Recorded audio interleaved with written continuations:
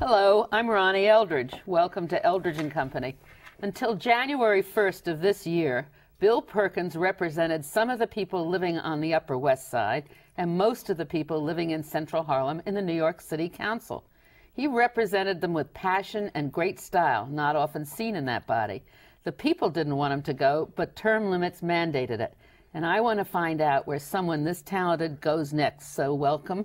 Welcome. And Happy New Year. Thank you, and you too. It's disappointing to you, isn't it, not to be in the council or an elected office? It's so disappointing in some respects. I would like to have continued the work that I started. But, you know, I feel gratified that we made a mark, we made a contribution, we had an opportunity to serve in, I think, a very wonderful body at a very important time. So I would have preferred to stay a little longer. I don't support term limits. But on the other hand, I see this as another opportunity to continue serving in another way, perhaps in an elected office, perhaps in some other kind of venue that allows me to focus on public policy as it relates not only to New York City, but even perhaps in a metropolitan area. You know, I supported term limits, and I'm not sure if 8 years is too short. It seems it for somebody like you and everything, and whether it should be extended or eliminated. But I think it should be, I think, by a public vote. I don't think the council should do it themselves. But when I think about it, and I'm still not sure which is right, I've come to the conclusion it's really the voters' fault that we have the term limits because they don't vote. Right. People get elected with shockingly small numbers of votes for them. The vote turnout could be much greater, but I can say that nevertheless, the term limits is bad. I think right now we are witnessing, for me, a good reason why term limits is bad. It has nothing to do with me. I'm looking at the U.S. Senate interviewing Alito for Supreme Court, and I'm hearing, which is for life, and I'm hearing individuals like Kennedy and others who have this like history, institutional history, governmental history, that longevity that enables them to be able to put before him the kind of questions and concerns that are very important to our nation. But Kennedy is, I mean, I don't think he's the good example for the city, because I think what happened, and the reason that I thought we needed term limits, was to clear the council. There had been people there who'd been there for years who weren't really doing business in the public interest particularly, and they were never going to leave. So how are you ever going to get fresh blood into the council as you mandated leave? Sure. Well, you know, that's that goes back to the voters, doesn't it? That goes back to the voters. And to the political organizations? To some extent. But in my experience, I have seen voters throw bums out without term limits. Yeah. In the 8th Council District, which was at one point represented by Roberto Rodriguez, who was a young, exciting Latino out of East Harlem, when he was elected, the people were not happy with his first term, and he was replaced, as you may remember, by Congresswoman Maloney. Right. And then, even in the district that I represented, Hilton Clark, the son of Dr. Kenneth Clark, was a council member. He was elected to one term, and he was replaced by Virginia Fields. Yeah, but interestingly, both of those are in Manhattan. Now, let's talk about all the people who ran for years against incumbents in some of the other boroughs. They don't stand a chance, right? I'm not sure what anyway, you know. I don't know if it has a borough distinction or not. Though I do know that Alan Jennings was a council member, and he wasn't reelected. In fact, he was replaced by Tom White, who was a victim of term limits. So the people, I think, in their wisdom, ultimately wind up doing the right thing. Well, you're more optimistic than I am. Yes, I might But be. you know, then look at you. You're now term limited out. Where do you turn? You ran for borough president, and you didn't get elected, and now you're stymied. I mean, you could run for Congress, but you've got a congressman who's been there for how long? 30 some odd years. So where do you turn? You know, and that's. Well, I have to make that decision in terms of, you know, whatever opportunities I can create that are presented to me. Yeah. I think that right now I'm in a privileged position where I don't have to. I'm not really that anxious yet, and so I get a chance to sort of slow down a little bit and smell the coffee, as you will, and sort of figure out how else I can continue to make the contribution. you know, as I said, I wouldn't mind another elected office. I wouldn't mind working with some public policy institute. I've been, you know, obviously offered to be on several boards, which I'm looking forward to doing. And I wouldn't mind teaching you know, especially on a college level. You know, so we'll see. It's not that dismal, believe me. No, I don't mean, I'm not pointing to that dismal, but somehow holding elective office becomes, I mean, it's almost, in an informal way, almost like the Supreme Court, in that once you get elected, you tend to stay there forever or for a long time until an opportunity comes to move up, if in fact you're able to move up. So that's what gives you the stagnation in some bodies. I don't think people should stay in a given office for such a long time. You get too used to the system. You get too well. There's no question close that to there's no question that that you can get into a rut, and that there needs to be constant challenges that enable us to stay fresh and to stay honest with regard to what we're there for. It's hard. But on the other hand, our democracy says that you know, when people decide to get rid of you, that's Absolutely. when they decide to get rid of you. And now that's part of that. And term limits, I think, undermines that, because it sort of creates an artificial kind of time frame. I don't know what the best time frame is for how long one should serve, but I think. Well, most likely no time frame, but a little self-restraint, not going forever, finding other opportunities in life. But I think the other balance is the fact that we don't vote. Too many of us don't vote. True. But let me just say that in this respect, I don't see anything wrong with public service. I think there's a notion that a career in public service is not necessarily a good thing. No, that's I agree with you. Or public office from that point of view. As one might be able to do a career in corporate America. Right. You understand what I'm saying? So I definitely believe you. There's nothing inherently wrong. I think it's great. That's what I grew up to want to be. A lot of people in public service always feel that they haven't quite made it, and they long for that, you know, private sector. And I never felt that way. Yeah, neither did I, ever. Right. I'm not against the private sector. I just grew up wanting to be involved in public service. You know, I grew up in the 60s, and all the wonderful things that were going on at that time informed me about what you can do in the public arena, and so I got the opportunity to serve at the council. Why do you think we have such a hard time getting people involved in the politics and understanding politics and in voting? I mean, is that the responsibility of public officials to make it more interesting and to? It is. I think you know, and it's a challenge, because what we do very often is not as visible as it could be and should be. I mean. Some of the media has been helpful in that regard, but again, it's limited. They could take a show like New York One, you take a show like this, you know, that gives people an opportunity to understand the process. People have, things are going well, relatively speaking, and so people, I guess, don't pay attention until such time that somebody does something scandalous and it makes the media. The percentage of people voting has gone down, and right? I mean, the votes are going. In this country, especially. And it's embarrassing in a way, because this is the epitome of democracy. And by the way, even when we attempt to increase the opportunities, as I tried to do with the return of non-citizen voting for immigrants, it was like squashed. No, we don't want them. No, that's right. The people who are in office don't want to have it opened up because they got it. You know? And so it's interesting because you have this large immigrant community that wants to participate in the electoral process. You have a citizen community that wants the opportunity, but is not necessarily optimizing that opportunity, taking as much advantage of it. So you have this sort of strange situation where we could increase it by increasing the opportunity, but we don't. You said you grew up in the 60s.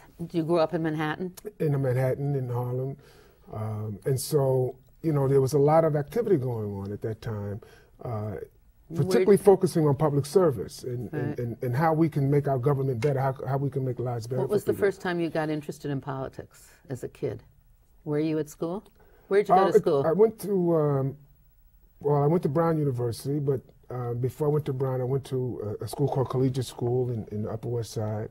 And I guess that's about the time that I first really started getting somewhat active particularly around some of the anti-war and civil rights activities that were going on. You remember, I remember going down with a group of my classmates and to Resurrection City and to participate in the Poor People's Campaign after Dr. King was assassinated. I remember, you know, Malcolm X, and I remember all of the civil rights. It was a great period. Government at that time was talking about the Great Society. Government at that time was talking about how wonderful everything was. We could make things. What a great tool we have here if we decide to use it to open doors of opportunity. For me, that was the message. You know? And were you in high school when you started? Junior high school. I went to. I remember in junior high school, one of the other important memories was, you know, at that time when I was going at that age, you had to go to a school in your neighborhood, and then there was a suit against New York City for discrimination in its patterns of placement of kids, and so it was called open enrollment versus open admissions. Right. Open enrollment was the public school system no longer required you to go to the zone school. So I went to Wagner Junior High School down on 76th Street. And that sort of began to Did your mother direct you there? Well, of course. Mother's and who directed you to collegiate?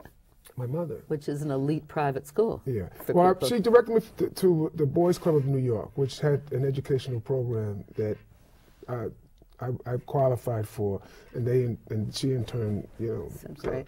Yeah. So those kind of opportunities that came to me, I wanted through public service to be able to, and I think to some extent we were able to do that. That's the wonderful thing about it. And so it's not, you know, I don't see it as a negative.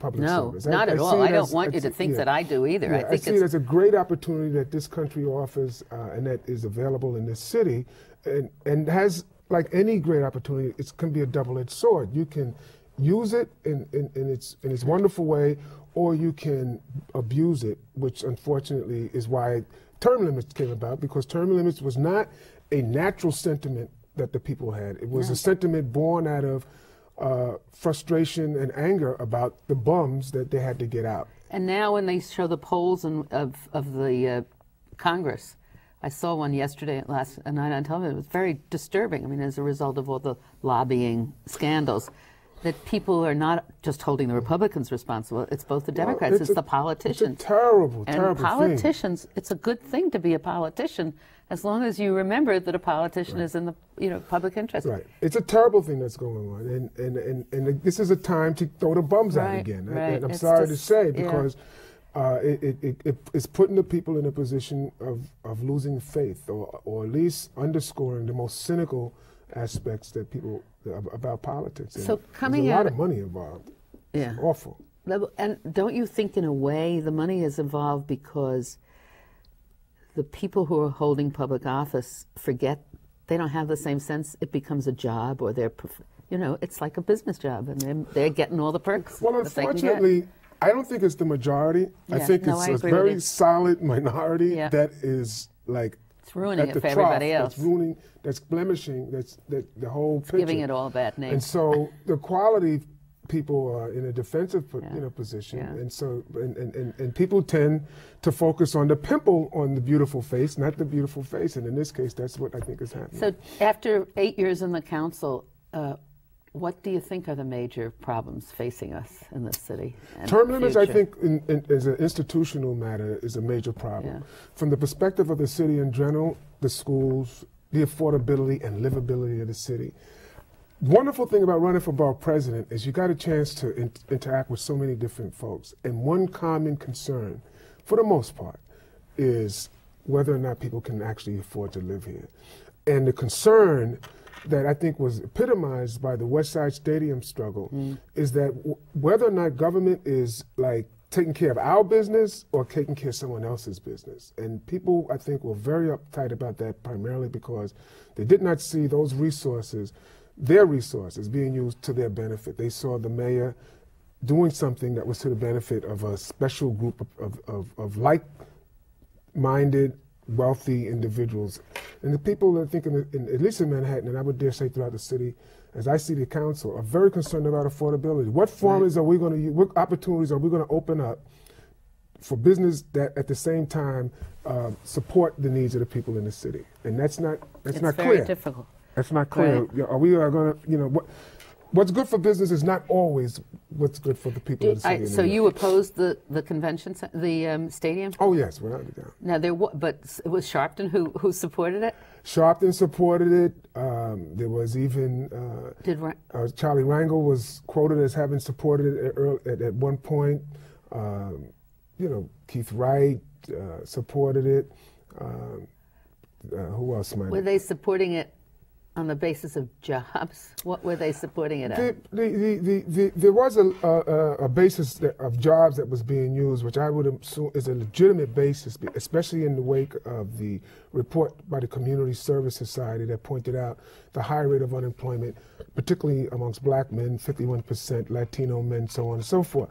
So there's another great challenge before the city to address this high rate of unemployment.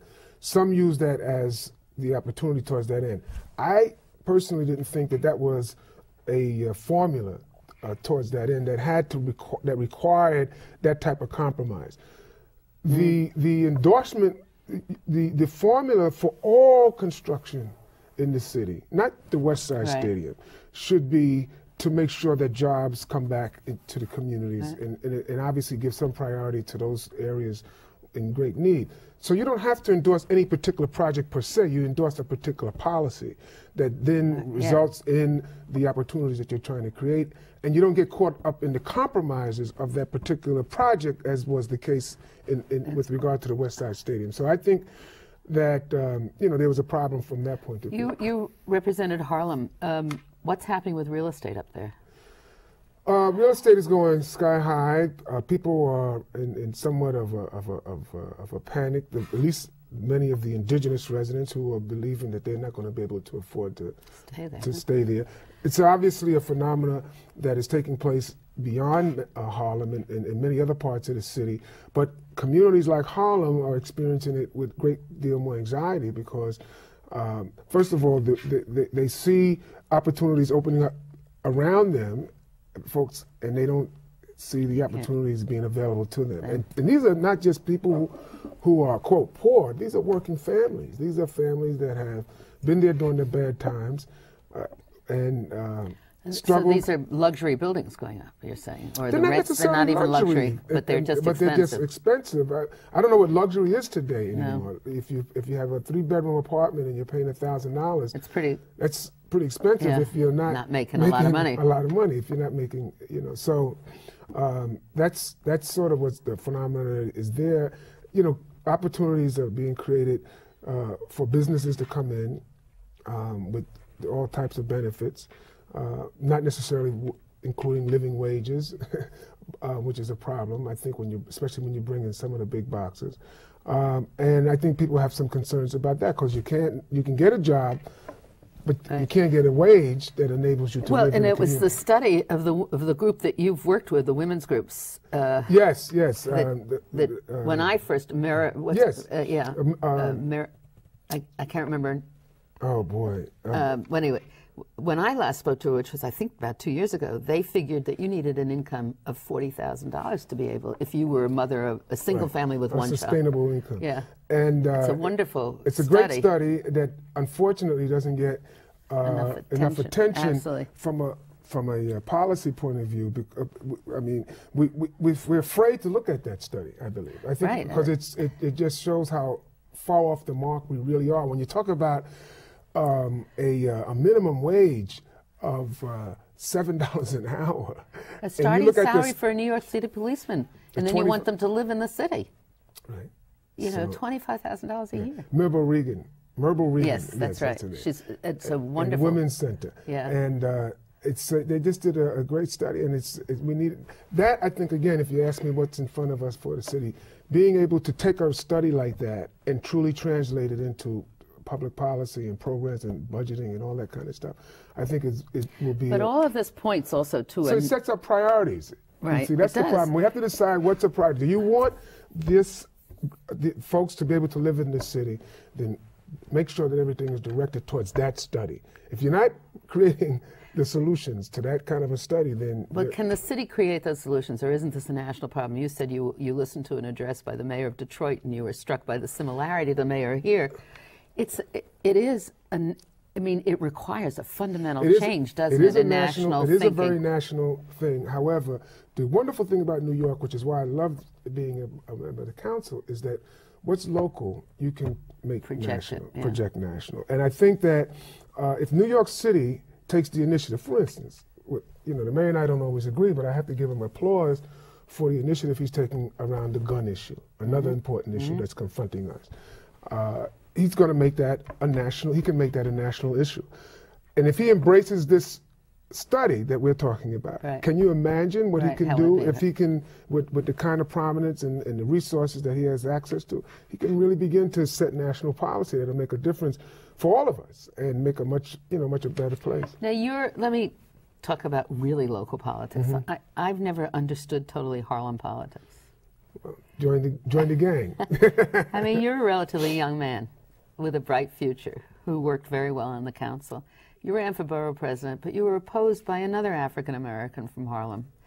Why do you do that? I was reciting the history of the reform movement. The reformers in the early stage were smart enough to reduce all their field of candidates to one candidate before they went into the regular election. Well, let me give two steps. And the leadership is a little old. Let's go on. Two-step process. What you saw in Harlem was sort of typical throughout the race. Yeah. You had three Latinos, you had several gay people, you had several women, so there was and several Jewish people.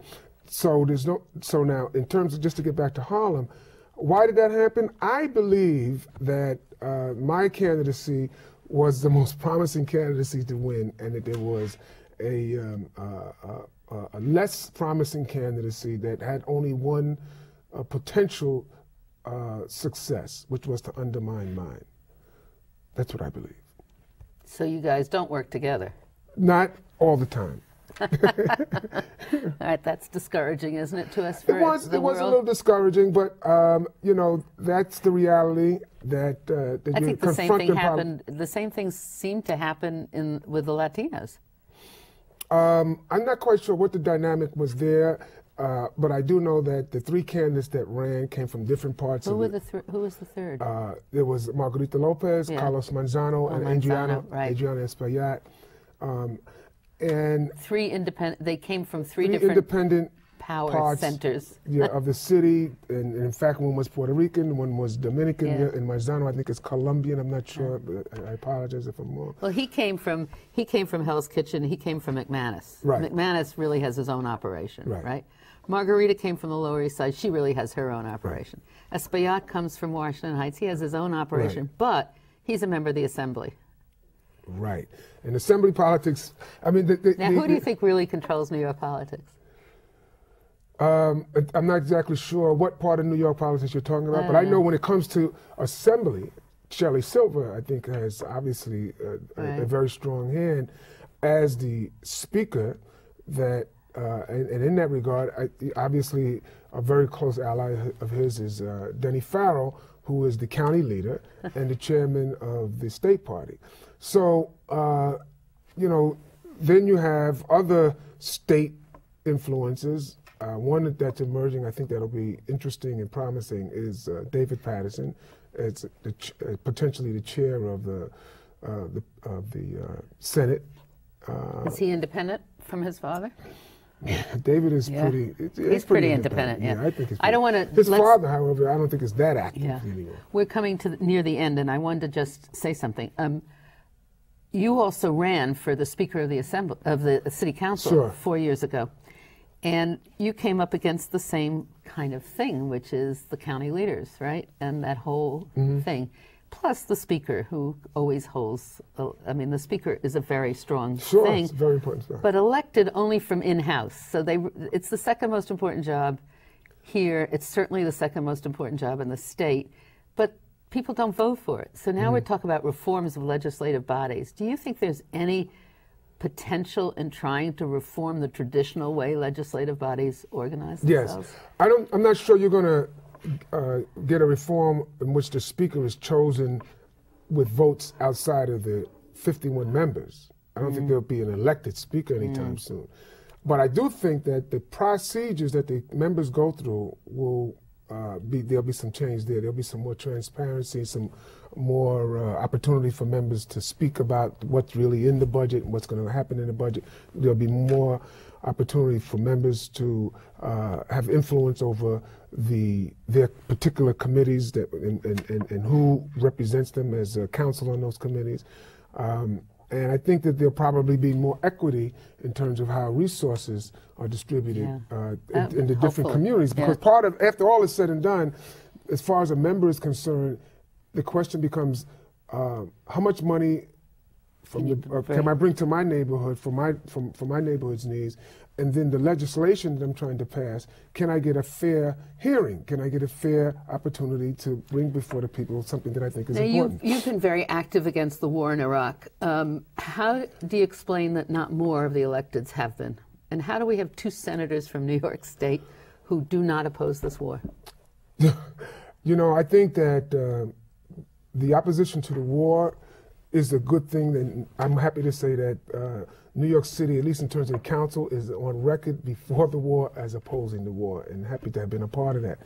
I think that the senators, you know, in my opinion, not in tune with their constituency, and a very, very important fundamental responsibility that they have, and that's, I think, reason to really wonder about whether they should be replaced. And I think that there is a movement going on now questioning whether or not Senator Clinton, you know, is really being responsive. Now, we have to go. I'm sorry, I hate to tell you that. So maybe we'll have to come back and discuss this some more. But I think it's obvious that we need to hear your voice, and we certainly hope that you're going to find a place that you will be able to come to our attention and continue to talk and make the changes that we need in this world. Thank you. Thank you so much for your show. And you know, you're part of the history of enough history. Thank you. You are, though.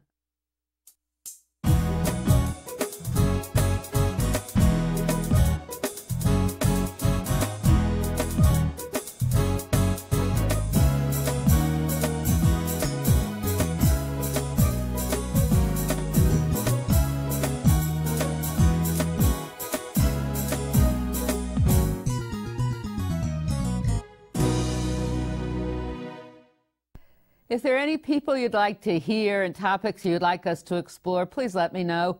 You can write to me at CUNY TV, 365 Fifth Avenue, New York, New York, 10016, or you can go to the website at cuny.tv and click on Contact Us. I look forward to hearing from you.